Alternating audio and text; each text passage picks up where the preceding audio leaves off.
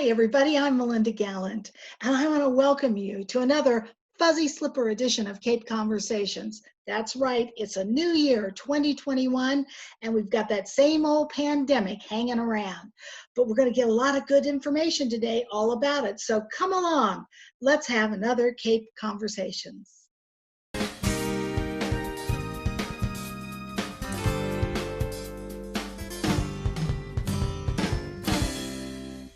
Hi, everybody. I'm Melinda Gallant, and I want to welcome you today to a very, very important Cape Conversation. It is so important. I want you to listen up and listen well. It is a Fuzzy Slipper edition because you know what? I'm still in my house staying very safe and wearing my mask when I go out and staying away from all people, which is not so hard because sometimes I don't like people. But needless to say, I've got two wonderful guests here today. One is Joanne Gake, who is the town RN, our town nurse, and also Dave Mason, who is head of our health department. Both have credentials up the yin-yang of how wonderful their education has been. We're not going to go there. They're going to tell us what we need to know about getting vaccinated and about the virus as of today. So Dave, because you're kind of the overall guy in town, I would like to refer to you to start with this. Where are we with the virus right now in Sandwich? Well, as far as the virus goes, we actually, as of today, just went into the governor's red category, unfortunately. We've been staying out, we've been the longest surviving community, and well, everyone around us turned red, but as of today, we're red. We are seeing a very high caseload. We're seeing our numbers in age groups are probably higher in your 18 to 30-year-old. Would you agree, Joanne? Yes. With that? So the 18 to 30-year-olds are where we're seeing the highest caseload. And at the same time, we're seeing the parents of those kids and the positive cases associated with them trickling in as direct contacts, turning to positive cases at this time. Joanne, do you have anything to add to that?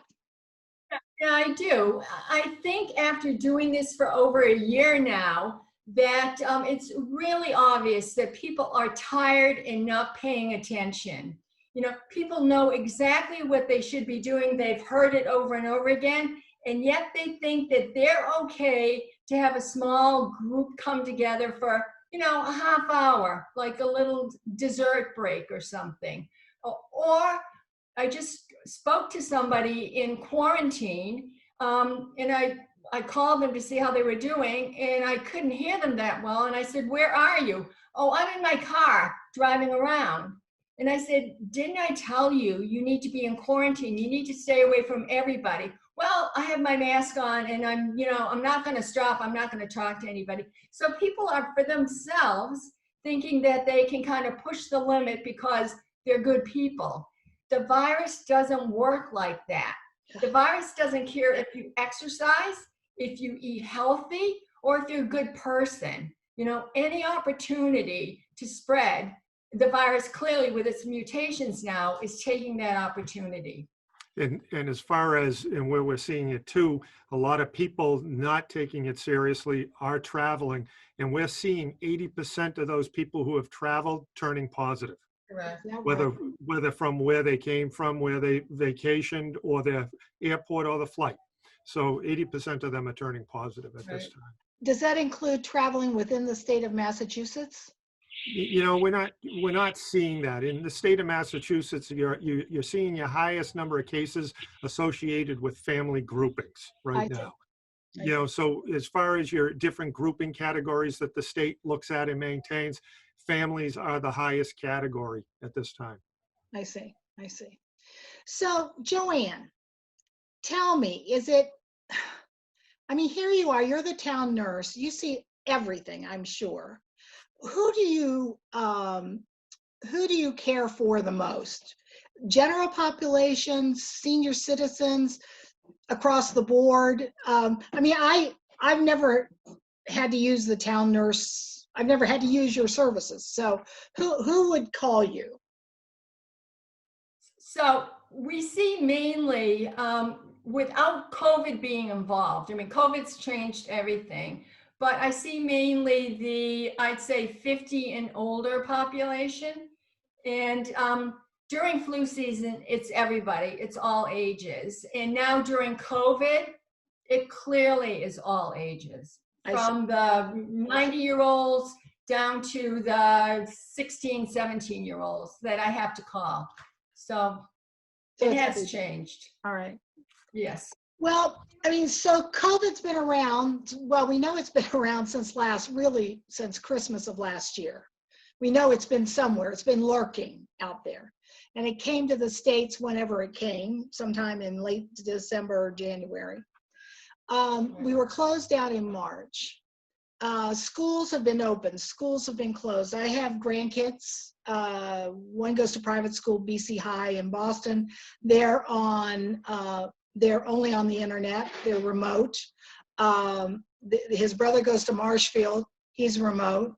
My grandsons go to Falmouth. They're both remote for the next 2 weeks, I hear. So where is it with the schools? Dave, could you kind of address that, where we are with the schools? Yeah, the schools since September have been in person, kind of a hybrid schedule, but basically 4 days in, 1 day off, and they made it through to Christmas, to the Christmas break. There was a discussion around Thanksgiving whether or not the week after, there should be a remote week, and it was decided against that. But, going into it, the COVID team and Chief Burke and myself and Joanne had advised Pam Gould, the superintendent, that, the week after the Christmas break would be worthwhile going remote in order to buy some time. So this week, the schools in Sandwich are remote for the full week. And the reason being based on the caseload that we saw coming in, the knowledge of the extent of travel that was going to occur or anticipated. And the week provided, I'll say, a cooling down period and a chance for ourselves and Joanne and the school nurses to catch up on what they were dealing with the caseload, because it was going to be overwhelming. And at the same time, like anything else, as far as, with the more cases, the higher risk potential of transmission. So we wanted to remove that from the school setting also. So they are remote at this time for the week with the intention at the moment of going back on the 11th. And I should just speak to the fact too, this week, Chief Burke had arranged with the schools, with the superintendent, all the teachers as of this date have been tested for re-entry into the schools. And so we've had no issue with that. We identified one situation, and now we have the opportunity to isolate that individual and not provide them coming back into the school setting until we pass that time frame. So the testing worked out well and provides a level of comfort for the teachers and the system. So let's address testing, because it was a huge issue. It still is a huge issue, I think. There wasn't enough testing, they were saying, here on the Cape. And now I know other places have opened up and there's more testing. However, because I have a daughter who's a college professor and is teaching in person with all kinds of plexiglass and shields and whatever, as she says, it's the craziest thing she's ever done. However, that said, she has to be tested every 10 days. So you can get tested once, get it, and even though you've tested negative, you get it the next day. So is the testing really worthwhile in the long run? Well, I think it's, and Joanne can speak to it also, but yes, it is worthwhile. I mean, Sandwich took an aggressive step in acquiring testing. Chief Burke was instrumental in that, in setting up the testing program and utilizing his personnel to provide that. It provides our ability to immediate test, as you speak to the fact that they're not as available. We had the opportunity because, our offices have been open to the public since June. We're the only town in the Commonwealth to have done that. We've utilized the testing to provide, periodic checks and for a comfort level with people also. If there's a situation, we have the availability of testing. We've provided that to the schools also, the school personnel. And now keep in mind, as far as this testing, twice a week as occurs in some colleges, in this situation in the schools, the testing provides, one, an idea where we're at, two, a comfort level for those teachers coming back in, and three, the fact that we are able to maintain and abide by the protocols established by the state for social distancing. We have not seen in the schools, virus transmission at this point. And actually schools are seen or identified in the state statistics as a very low category for transmission within the schools. So, but if we have a situation pop up, we have the ability to address it. At the same time, if we have a teacher as a direct contact, they have the ability to test out at day 5 and then sit tight. So instead of going the full 14 days, we can shorten the time frame. There's not a lot of substitutes available right now. So if we have a teacher out and have that kind of situation, because even though you may have a teacher teaching remotely, you still need someone in the classroom if the kids are in the classroom. But we have the opportunity to reduce the quarantine time. And if you have 10 teachers and you're saving 4 days, there's 40 days you're saving of costs associated with substitutes, or even the availability of substitutes. So it's offering us a value for what we have going on here. Do you have any thoughts, Joanne, too, on the testing? Yeah, I have a couple of issues. Number one, sometimes I feel like testing in some people's minds, particularly now, is a green light for I can travel. I can travel because we can pick up the disease quickly, or I can do what I want because we can pick up the disease quickly. The other issue I have is we don't have good enough testing on the Cape. We should have drive-through testing like they do in some of the major cities, so you don't have to worry about so much booking an appointment days ahead of time, and you don't have to worry about this financial business. Is it $60 or do I have to pay $120 if it's for traveling? Well, will my insurance pay? You never know. Each site is different. And, it really is still a burden for people to get good testing and understand what they should expect. How many days later will I get the results? What's the difference between a PCR test and an antigen test? It goes on and on. So there's still a problem with testing.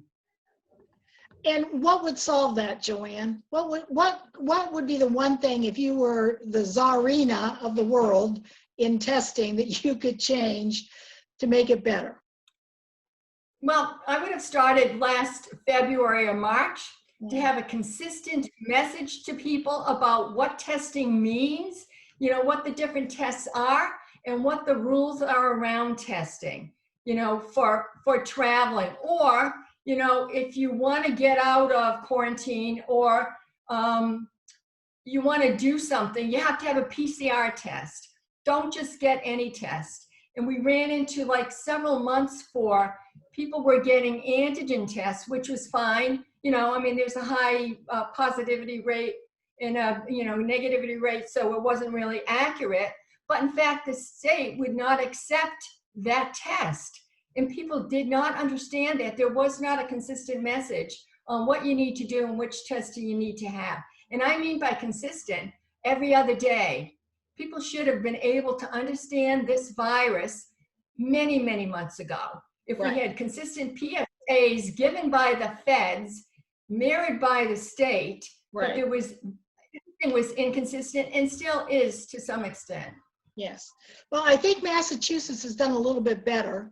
I have to admit, I'm glad I live in Sandwich, because you all have been doing the COVID PSAs, which are, I, for one, watch. They are put on Facebook. I share it to all my friends who live in this area and out of this area, because some of the things you talk about affects everybody. It's not just the people living in the town of Sandwich. It's all that good advice. So Joanne, what you're saying is it should have started earlier. We all know that. And it should have been, the tests themselves should have been more accurate, or should have been a specific test? Should have been explained better so people would know that the government that the government wants you to get a test to do the following, but it can only be this particular test that will be accepted. I got People you. were wasting time and money, and it was of no value to them. So, Dave, there's a vaccine out there. That's what I've heard. And Joanne, you're an integral part of that vaccine, I know. When is Sandwich going to get it? I'm scared. I want my vaccine now. What are you going to tell me? Well, as far as the application was made, Joanne made application, and we are a site for first responders, so police and fire, the Upper Cape communities, Mashpee, Falmouth, Bourne, and the Mass Military Base will be provided vaccine for their police and fire. That will be conducted here and overseen by Joanne. So she made application. She will oversee that. It'll be a clinic that will occur. But as far as vaccine in the near future for the rest of the public at this time, it's a good, the state has been doing a very good job as far as on mass.gov, when can I get a COVID-19 vaccine, in which they spell out the phasing. And, right now, phase 2, phase 1 identifies the vaccine settings, so it's out there, it's been distributed, there's people that are receiving it, and those who are in that priority groups of phase 1 know where they're going to get it. Phase 2, whereas your 65 and older group in phase 2, and they now have it broken into 75 plus and 65 plus, at this time, we don't have a vaccine setting at this time. I see. The state hasn't provided us guidance on that. We're waiting for that, but that is not until the month of February at this time. Would we be ready to go? Joanne will answer yes on that. She has it nailed down. She knows she has the process set up. It's the same process used back in H1N1 when she was running clinics back then. But as far as the timing of that, we're waiting also. We're still waiting to hear from the state. Are we a go for this age group, or is it going to be some other type of vaccine setting? So we're just waiting to hear, but we are organized, and we do have a plan in place in case we are told by the state, go, at this point. So Joanne, tell me about the vaccine. Is the vaccine you're going to give out the Moderna or the Pfizer? And I know the Pfizer is the one that has to be kept really cold, right? And the Moderna is a little more portable, so to speak. Correct. We have the Moderna, and that is in the freezer right now, but it can be in the refrigerator for 30 days. We began yesterday vaccinating the vaccinators so that they will be ready for the clinic next week. And we'll continue on from there. As soon as we get more vaccine and word from the state, as Dave said, we are prepared to begin the next day, all right? And we want to. I call the state every day, so I'm sure that my name is in red lights above the phone. But, I just feel like I don't want to be grouped in with other towns and areas that are not prepared. I want to just continue doing it day after day, week after week, if we have to, until we get the majority of those people who want it vaccinated. So here I am, I'm in Sandwich, and I'm worried I'm going to get left out. You guys are going to leave me out. You're not going to vaccinate me. I'm very scared. Should I call you every day? Well, you can call Dave, but don't call me, all right? Yeah, okay. Because I'm really busy. Just so there's an understanding, we are putting out because right now there are people calling and emailing us and asking that question and stopping by, and we don't have the vaccine to provide for the general public or that age group. We don't have it in place, and we're not taking names at this time because as far as we don't know if we're going to be in place. But I can assure you that once we get up and running, that information will be shared through multiple venues in order to reach out to the general public. We will have a hotline number for the COVID vaccine. We will have a dedicated number that will provide the phone number for the for the vaccine, and where information will be provided also. The number is 774-413-0364. Right Repeat it one now, more there time. is a, Repeat it, Dave, repeat it one more time. I shall, 774-413-0364. So at this time, they're going to receive a general message on the phone as far as where we're at. This will be our COVID vaccine hotline. Information will be online on our website, on the town's website also. If you're not computer literate, we will be utilizing other resources such as the Council on Aging phone bank, to reach another population. We will reach you, as far as providing that information. Because as Joanne said, she's all set to go. She wants to be able to provide it. That is our intention. That is what we're designed for. Just as the flu clinics, everybody has the availability. If we receive the go, a number will be provided based on our population, our statistics that we know, and we will be beginning vaccinations at that time. It will be an appointment process. It will not be first come, first serve. It will be by appointment. Okay, so you won't do a drive-through kind of thing, which I've heard. Well, We go might. ahead. No, we might, in the bad weather, in the winter weather, we're set up here in the Human Services Building, and we are set up right now to do it on Monday. So we could do it that way. We could do it all day, every day, if we really had to. And beyond that, we've done several drive-throughs already. So we are prepared, in the better weather, doing larger volumes to do drive-throughs. So, yeah, and I think at this point, we've proven that we can do the drive-throughs. The community's comfortable with that. That will be by appointment only also. That's how Joanne, has deemed it necessary for our operation. It's a way to control the numbers, or to determine what we have for numbers and for vaccine, because we don't want people just randomly showing up and we don't have a vaccination available. Right. So it's very important for people, first of all, don't tie up your lines calling you, asking you when they can get a vaccination, correct? Ooh, I think I've frozen up here. Yikes. And I'll, Correct. and I'll vouch for that, because Joanne's very busy right now, and she, does not need those additional calls that she cannot, can't provide that answer right now. So that is that she is, so she's not overwhelmed at this time. So we're probably looking at February for people somewhere mid-February to late February for 65 and up, correct? That's correct. Phase 1, priority 1 is 75 and over with 2 comorbidities or more, and then 65 and older at that point. So, and in that phase 2 are also your supermarket workers, personnel.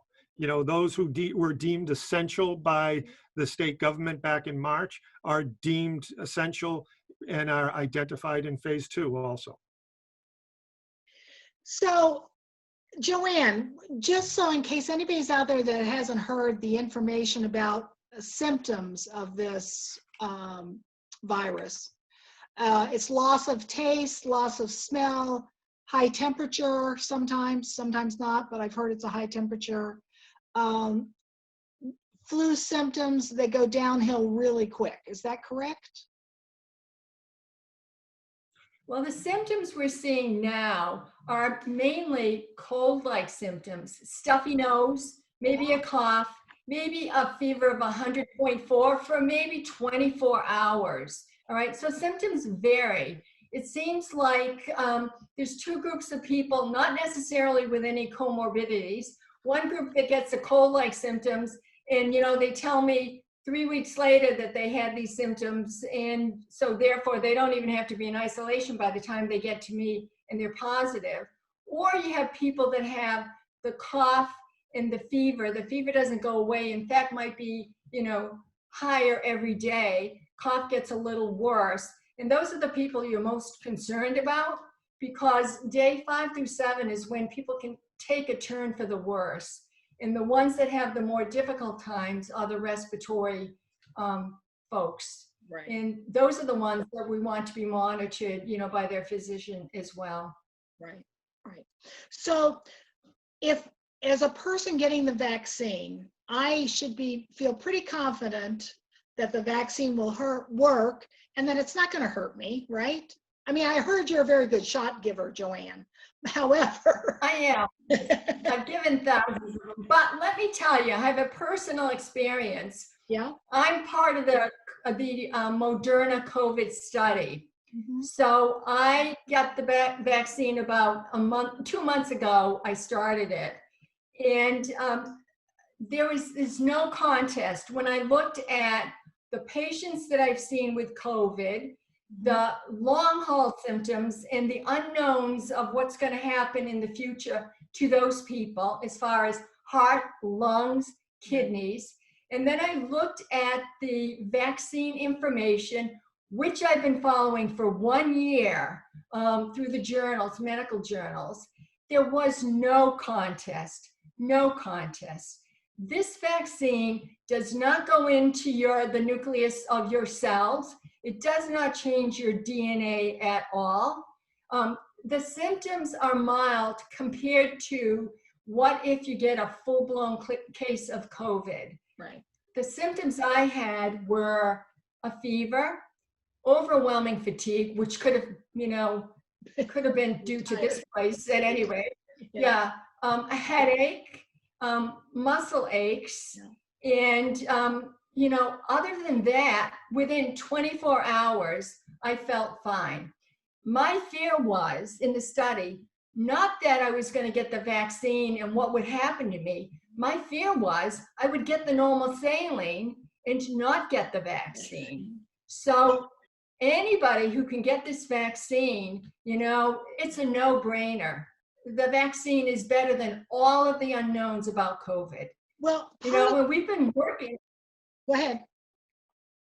We've been working on the RNA vaccines, the messenger RNA vaccines, for well over a decade, like with Zika, Ebola, and a couple of other viruses that are out there.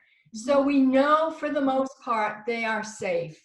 And in fact, they are possibly the vaccines of the future. They're not made in eggs. All you need is a piece of, genetic material or the numbering, and they can sort out the virus right away, as they did with COVID. So, and it's fast. It's faster to develop these vaccines. And it takes 2 doses, correct? It takes 2 doses of the Moderna, 2 doses of the Pfizer. I believe that the Johnson & Johnson vaccine and maybe even the Novavax might be 1 dose, but those are made a different way as well. I see. So it's no different than I get the flu shot every year. I've gotten the flu shot since I got the flu so terrible because I never got the flu shot. I learned my lesson and I got the flu shot years ago, 20 years ago, 25 years ago. And sometimes, you got an achy arm or you've got something, but usually it's nothing. So that said, this is no different than that, basically, correct? Well, you know what? I think you could probably compare it to the shingle shot, the Shingrix. Oh, yeah. It's a 2-shot deal. Yeah, you can either the first shot or the second shot, you can have similar reactions like a fever, like fatigue, loss of appetite. Right. The Moderna shot may be a little bit stronger symptoms, but it's more analogous to the shingle shot, the Shingrix, than to the flu shot. I see. So Dave, where do we stand right now as of today in Sandwich, Massachusetts? Are you hopeful? Tell me you're hopeful about all this. No, I am hopeful. The challenge, as always, is our messaging, and we're always thinking about how to message it differently, as far as just to get the information out, just to get people to understand, the potential, the impacts and consequences, maybe, because Joanne made a quick reference to long haulers and those who are experiencing symptoms, further out down the road after, which is, rather horrifying. The people that we have spoken with and met with, because they come off the recovery list, and there's a whole other situation going on that people aren't aware of. But I am hopeful. I think, the state, I think the State Department of Public Health, as you have said, has been very good about information and how they have been handling this compared to the federal level, really, and we can trust them and the information they provide. But I am confident that we will move forward. The vaccinations will move forward, and in a time frame, not long out, we will see some level of normalcy. Will it be this spring? Probably not. Next fall, maybe headed that way. But it'll be in a shorter time frame. So, which means that hopefully by next summer, things will be sort of back to normal. But we may still be wearing masks, I assume. We may still have to distance a little. Yes, we will probably still be in that situation of wearing facial coverings and still, monitoring our social distancing. But we may see a relaxing some areas, based on what the state's seeing statistically, as far as your business openings and how businesses operate in work environments. We will probably see something a little better at that time. Well, I do theater things, Joanne, and I want to get back on stage directing people at places like Atuit Center for the Arts. So, and going to museums and will we be able to do that, Joanne, do you think, by summer? Probably we will. I mean, the goal is to get as many people vaccinated throughout the country, throughout the world as possible. But even then, people are going to be wearing masks as the virus hopefully dies out slowly. Hopefully it's not going to be like the flu where we have to worry every year, but at least we'll have a vaccine. But I think now with this, with the vaccines that we have, we might be back to a more normal, style of living than we are now. I have to tell you, for the past, initially for 4 or 5 months, I felt like there was a black cloud over us. And it was very depressing because I could see what was going to happen. I could see people did not get it, did not understand. And this month is the first month I felt like there's hope and that we might make it through it, this whole episode and come out the other end maybe happy, or at the very least appreciative of the things we never thought were important and we now know are. Right. So it might be the positive. Right. Well stated, Joanne. Yeah. I'll tell you, again, as somebody who watches the PSAs, who listens to you guys, who reads the Sandwich Enterprise, when you have anything in there about what's going on, I certainly feel reassured by listening to you. And I will say this to everybody out there, don't call you guys. You don't need your minds tied up. Call the direct line, which is, by the way, what is that direct COVID line? 77? That direct COVID vaccine for the vaccine is 774-413-0364. All right. I hope everybody writes that down. Well, we'll show it across the bottom too, I hope. So I want to thank you for joining me today. It was a great conversation. You guys are a wealth of knowledge, so I appreciate that. And Joanne, when I'm ready for my shot, I expect you to give it to me. I would be glad to give it to you. Okay. No, I would be glad. When it's my turn, I'll wait my turn. I'm a good girl. I'll wait my turn. Well, I'm telling you, we're pushing, our whole team is pushing for giving shots as soon as we can. I know so, that. We've never been more ready than we are now. Right. So hopefully soon.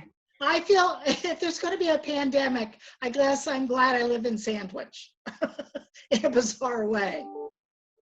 Yep. So thank you guys both so much. Dave Mason and Joanne Gake. Thank you so much for joining me today. I appreciate it.